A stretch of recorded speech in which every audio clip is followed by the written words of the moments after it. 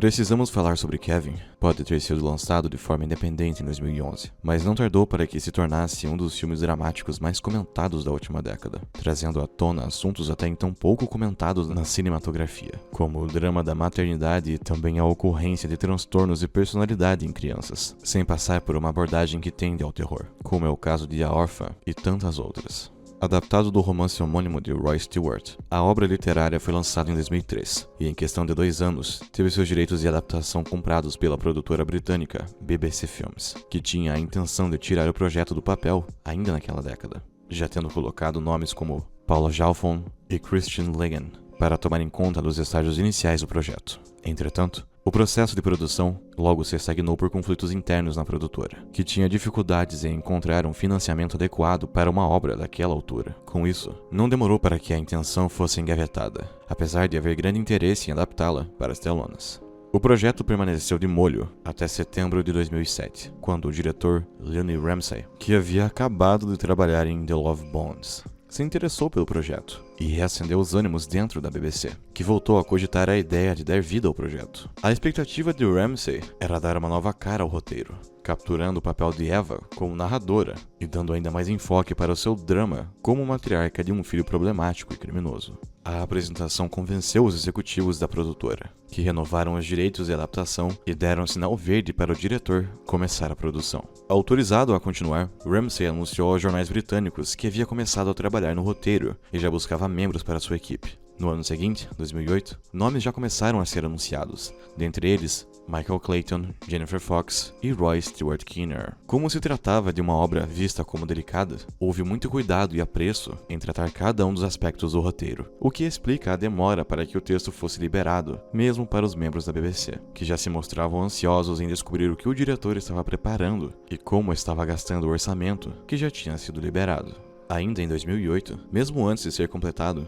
uma cópia do roteiro foi vazada por algum membro interno no time de produção e foi parar nas mãos de um grupo de críticos da Associação Britânica de Cinema. Não é necessário dizer que Ramsay ficou furioso, mas apesar do ocorrido, nenhum detalhe da trama ou spoiler foi vazado. Apenas foi emitido um comunicado, onde era revelado que, mesmo não finalizado, o enredo de Precisamos Falar sobre Kevin já era uma das melhores produções feitas em solo britânico, e tinha tudo para se tornar ainda melhor, o que consequentemente aumentou ainda mais expectativas em cima da obra, que já se arrastava por anos inteiros e ainda não continha data oficial de lançamento. Em fevereiro de 2010, a produtora Christine Langan declarou que a demora na produção vinha sendo causada pela dificuldade da BBC em levantar o orçamento para a obra, problema esse que vinha desde 2005. Ramsay teve que reescrever certas partes do roteiro para poupar orçamento, e por fim, a produtora teve que se associar a outras empresas para conseguir garantir a bagatela de 7 milhões de dólares, número estimado como mínimo para que o filme saísse do papel.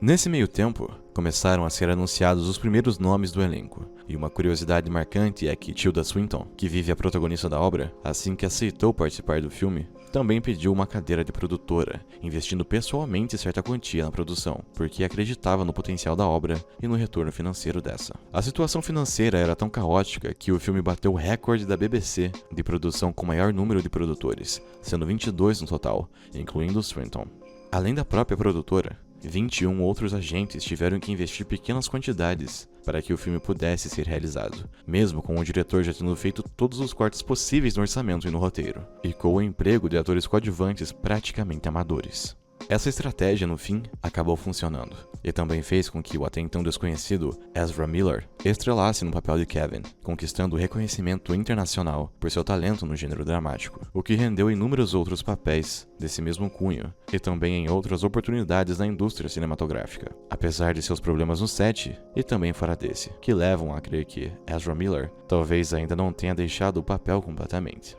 As filmagens se iniciaram no começo de 2010, na cidade de Stamford, fora da Inglaterra. A escolha de levar a obra para os Estados Unidos visava diminuir os custos com impostos, visto que a carga tributária da Inglaterra era maior, e também facilitar a locomoção para os membros do elenco, principalmente Swinton, que na época tinha outros projetos na cidade de Nova York e precisava viajar para lá com certa frequência. Ao todo, foram menos de 30 dias de filmagem, representando quase que um recorde para a empresa. E no mesmo período, a obra também chamou a atenção de uma distribuidora independente norte-americana, que comprou os direitos de distribuição internacional e começou a realizar a pré-venda do filme na América, que acabou sendo um grande fracasso. Mesmo estrelando no Festival de Cannes em 2011 e sendo ovacionado pela plateia como um dos melhores filmes dramáticos dos últimos anos, Precisamos Falar sobre Kevin não conquistou os empresários americanos, fazendo com que estreasse em uma única sala de cinema no país todo, faturando menos de $4 mil em seu final de semana de abertura. O fracasso já era dado como certo, mas as reações extremamente positivas da crítica fizeram com que conquistasse maior relevância, aumentando também as salas de cinema. Por fim, sua bilheteria se encerraria com cerca de $4 milhões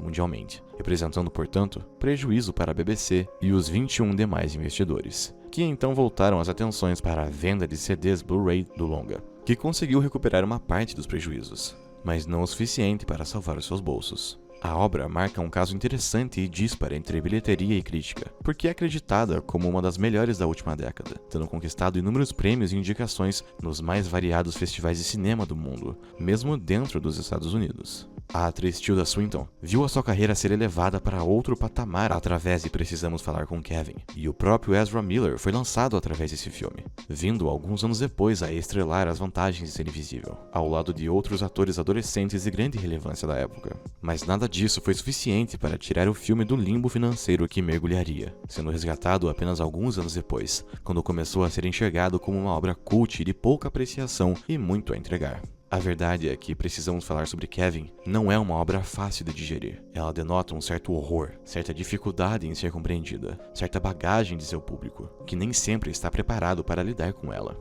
Seja qual for o caso, não teríamos o polêmico Flash de Ezra Miller se não fosse por ela, na mesma medida em que não teríamos a anciã vivida por Tilda Swinton. As análises psicológicas de Kevin e Eva são inúmeras, que traduzem a alta complexidade empregada em seu roteiro, o que explica o porquê de ter demorado tanto para sair do papel e o porquê de ter sofrido tanto receio de receber investimentos. Porque no fundo, produtores experientes já sabem que um cinema inteligente não é para qualquer um, sendo Precisamos Falar sobre Kevin um belo exemplo desse.